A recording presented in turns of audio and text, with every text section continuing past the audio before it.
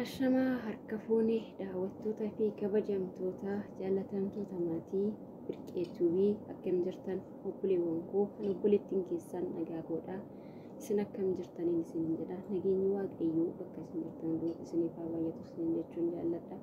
Egaa obboleewwan koo kanatti aansuudhaan guyyaa har'aa firii dadhabbii kootii isa yeroo dheeraa yookiin immoo iyyuu turtii dheeraa natti fudhate guyyaa har'aa immoo baay'ee tokko itti gammadeen jira gammachuu hanganan jedhamne jechuudha. Maaliif namni tokko gaafa firii dadhabbii ofii argu haa xiqqaatus haa guddatus ni gammada jechuudha. Kanaaf gammadeen jira isinis immoo obboleewwan koo na wajjiniin taatanii na jajjabeessuudhaan ana cinaa dhaabachuudhaan guyyaa har'aa kana akkan argu kan na taasistan guddaa naa galatoomaa isiniin jedha obboleewwan koo. Isinis baga gammaddan isiniin jechuun jaalladha. Anis immoo baay'ee tokkoon gammadee isinis obboleewwan koo gammachuu kana guyyaa har'aa na wajjin qooddachuudhaaf ana biratti argamtanis hundumtuu iyyuu guddaa naaf galatoomaa isiniin jedha. Baay'een isin galateeffadha obboleewwan koo. Innaa ani gama kootiin gammadeen jira. Ammas immoo iyyuu akkuma dura jajjabeessitanii iddoo kanaan nageessan akkasuma har'as immoo iyyuu akka na biraa hin hafne kabajaa fi jaalalaan isin gaafadhaa akkan jabaadhee gara fuulduraa deemee akkasuma yuutuuba kanarratti hojjedhee anis itti gammadu isinis immoo iyyuu ana wajjin taatanii akkuma yeroo duraatitti asiin nageessatan ammas immoo akka na wajjiniin gara fuulduraa deemtanii gammachuu koo sana wajjin qooddattanii waan hojjedhu hundumaa daawwattanii abdiin qaba isiniin jedha. Egaa ani baay'ee tokko gammadeen jira isin obboleewwan koo hanga guyyaa har'aa na wajjin turtanii na jajjabeessitanii sa'aatii kanaan nageessanii guddaa naa galatoomaa isiniin jechuun barbaada.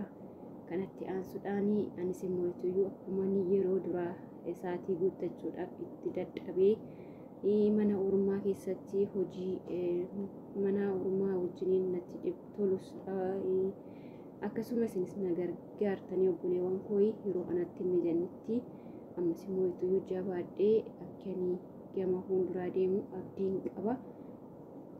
Egaa guddaa naa galatoomaa jabaadhaa bakka jirtanitti hunduma keessaniyyuu jabaadhaa warri isaatira jirtanis akkasuma immoo warri moonii taatanis jabaadhatii gara fuulduraatti deemaa isiniin jedha obboleewwan koo. Egaa hundumti keessanuu turtii gaarii isiniif haa ta'u warri hanga yoona na wajjin turtan isiniin jedha obboleewwan. Jirri jirtuu jaalatamtoota fi kabajamtoota yuutuubii birqee jalatti argamtan akkam jirtan nagaa keessanii bakka jirtanitti nageenyi waaqayyoo fi jaalalli waaqayyoo isiniif haa baay'atu jechuun jaaladha. Har'ammoo mana birqeetti argameen jira. Birqee koo baga gammaddee baga firii dadhabbii kee guyyaa har'aa guyyaa gammachuu kee kana geesse dhugaa dubbachuudhaaf bu'aa bahii hedduu keessa dabarree hundi keenya iyyuu oduu asiin yaaman oduu asiin deemnu oduu asiin deebinu bakka kana keenya jechuudha. Dhugaa dubbachuudhaaf baay'ee nama gammachiisa. Maaliifuyyuu waan yaadnisan itti milkaa'uun waan guddaadha. Maaliifuyyuu sa'aatii keenya yeroo keenya aarsaa goonee yeroo irriba keenya aarsaa goonee bakka kana geenye sa'aatii guuttannee bu'aa bahii hedduu keessa dabarree bakka kana geenye dhugaa dubbachuudhaaf bakka kana ga'uun xumurree miti. Namni waan yaade sanirra ga'ee itti gammada. Maaliifuyyuu itti dadhabee itti dafqee kufee ka'ee itti dhagahamee dadhabee osoo hin jedhiin anjiru biyya namaati. Anjirru mana arabaati. Osoo asiin nutti iyyanii deemnee bilbila keenyatti bannaa. Osoo asiin nutti iyyanii liibii seennaa. Asii oo nutti iyyan saayilantii godhannaa. Osoo akkana goonuu bakka kana geenyee waaqayyo galannaa qabu. Kanaaf iyyuu birqee koo baga gammadde. Birqee koo jabaadhu beektu namaa jajjabee namaa waaqayyo ammallee si haa jabeessu jabaadhu. Gara fuulduraatti deemu. yuutuubii kanarratti waan gaarii waan ummata keetiif bu'aa qabu waan gaarii fakkeenyatti akka nuuf taatu abdii guddaa sirraa qaba. Viidiyoo gaggaarii an nama bohaarsan beekumsa namaa kennan ummata kee tan ittiin gargaartu mana amantii kee kan ittiin gargaartu nama dadhabaa nama kufe kan ittiin gargaartu si haa taasisu. Nu hiyyaanna Waaqayyo itti nu guuta. Namni yaada Waaqayyo itti guuta. Kanaafiyyuu birqee koo baay'ee si gammada. Gammachuun kee gammachuu keeti. Gammachuun kee gammachuu keetidha. Kanaafiyyuu Waaqayyo si haa jabeessu. Ammallee hin eegalte malee hin xumurre. YouTube kanarratti waan gaarii barumsa dabarsan waan fakkeenya nu taatu akka irratti hojjettu. Waan barumsa namaa dabarsan akka irratti hojjettu abdii guddaan qaba. Jabaadhu gara fuulduraatti tarkaanfadhu. Duubatti hin deebi'in ni eegalte malee hin xumurre. Waaqayyo si haa jabeessu. Kana caalaa nagaatti tura. Hundi keessanuu birqee jabeessaa share godha, like godha, akkasumas hojii keessan itti fufaa birqee jabaadhu. Isin jedhaa nagaatti naa turaa. Bye. Ashamaa harka fuunee kabajamtoota daawwattoota birqee akkam jirtu? Guyyaa har'a mana birqeetti argameen jira. Gammachuu obboleettii kan koo birqee waliin qooddachuudhaaf dhufeen jira. Dhugaa rabbii birqee jechuun nama addaati. YouTube kanatti hundumti keenya akka nuti itti xaarree itti cinqamnee bakka kanaan gahannee hundi keenya iyyuu tokko tokkoon keenyaanii akkuma beekamu isiin immoodha yeroo dheeraa itti taa'abdee akka yeroo keenyaa kanallee miti yeroo duraanii baay'ee ulfaataadha haalli sa'aatii haalli hirmaannaallee gadaanaa ture.